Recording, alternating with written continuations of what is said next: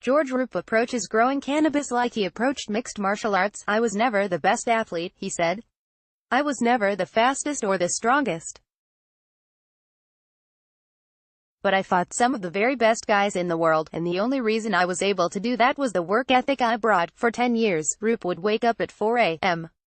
and hit the gym to stay competitive in the Ultimate Fighting Championship, World Extreme Cage Fighting, and Arizona's own Rage in the Cage. He used cannabis for pain management to avoid pharmaceuticals. Though Roop had mixed success in his MMA career, he's hoping his philosophy will fare better in the cannabis business. Now, at 37, Roop wakes up at 4 a.m.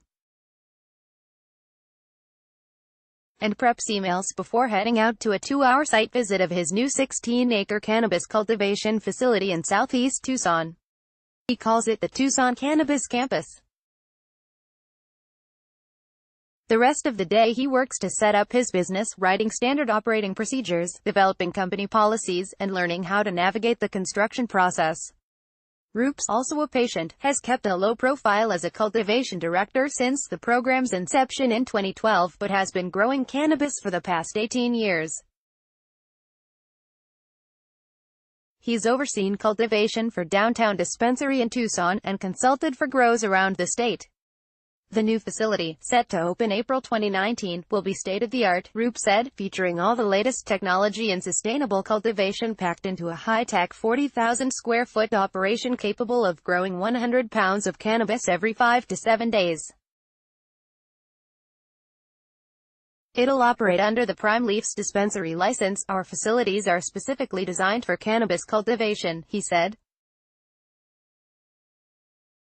In addition to customized HVAC filtration and a panel system that can sterilize each cultivation room, Roop's Cannabis Campus will feature on-site water treatment, rainwater harvesting, a gray water system, and solar panels. It also will use natural gas, which decreases its carbon footprint 40%, he said.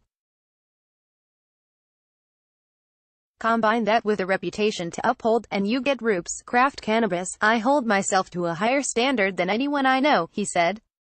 Roop has spent his years crossbreeding plants for selective traits, a process he calls phenohunting, focusing on the full profile of cannabinoids and terpenes. He keeps these strains in a genetic library, ready for cloning and mass production at a moment's notice. Roop believes his meticulous methods will help reduce risks of mold and bacteria. Keeping the facility clean is the top priority for reducing contamination, Roop said. "Look, you don't really grow cannabis," he tells his cultivation technicians. "You grow cannabis maybe 20% of your job.